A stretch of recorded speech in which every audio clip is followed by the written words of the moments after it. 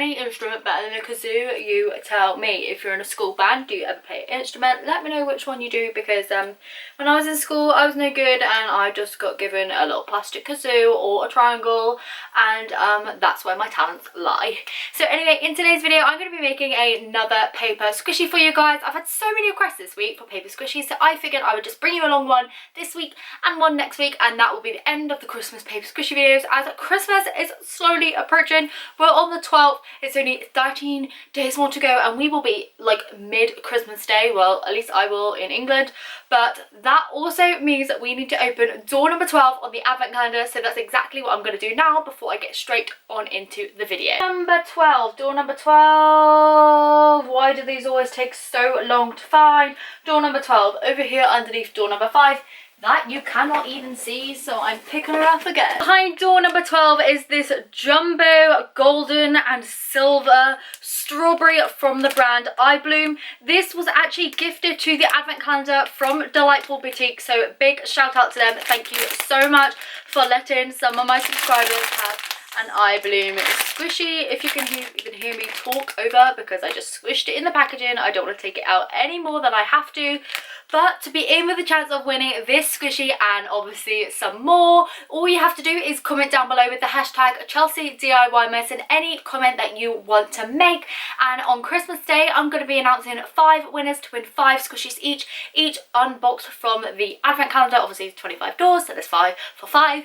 And basically what I will do is like pick a random comment on Christmas Day, announce it, and then you guys will obviously win 5 squishies, which may just include this one. It's going to be a lucky dip over which ones you win. So yeah, hopefully you can join me on that just by commenting down below.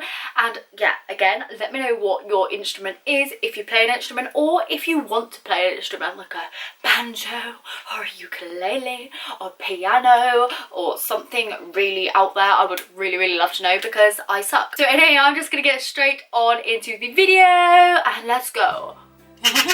So to start off with, I drew out a rough outline of a gingerbread man. I went ahead and adjusted it, and I just drew this out with a brown felt tip pen. I also then drew out some squiggles on each of the arms and legs, and I drew out 3 gumdrop buttons just so that I didn't colour these bits in, as I wanted to keep the like squiggles white to act as icing, and I wanted to colour the gumdrop buttons in a lighter colour, so obviously you cannot layer light over dark as you won't see it. I then went ahead and coloured the rest of the gingerbread man in this brown colour, and these felt tip pens are actually ones I got from Amazon, so I leave a link to those down in the description down below. I always say this, but this is not sponsored, it's just pens that I really like, so I will link them below. I then went ahead and also like marked out where a mouth was, and I coloured that in a black and a pink marker, and then I drew on the eyes. Next, I went in with that white pen that I said I would, and this is just a white acrylic paint pen by the brand Posca, and this is actually just like a smaller company of the brand Uniball. I don't know if you've heard of them, they're just like a really well-known pen company, but I'm not sure if they're like available worldwide or anything, but I really recommend these pens for like white details.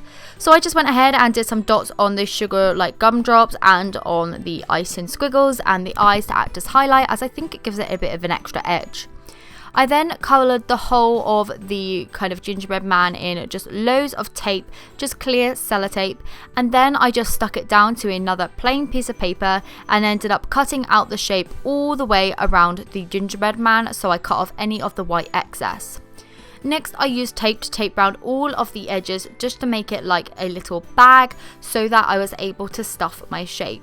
So if you're making this paper squishy, you can make it however you want, stuff it with whatever stuffing you want, but I stuffed mine with offcuts of foam just because I have them handy, and I just taped it up after I was done. I didn't include this as I do get a lot of hate when I say I do that, so I will leave a long list of paper squishy fillings down in the description down below for you guys so that you can check them out yourselves. Once you have your kind of paper squishy all completely stuffed, it's then ready to squish. Do not squish it in the way I did, where I indented its poor little head, and you will be just good to go. I do definitely recommend paper squishies for people who don't have a lot of money to waste on squishies or can't get hold of memory foam or puffy paints in your country.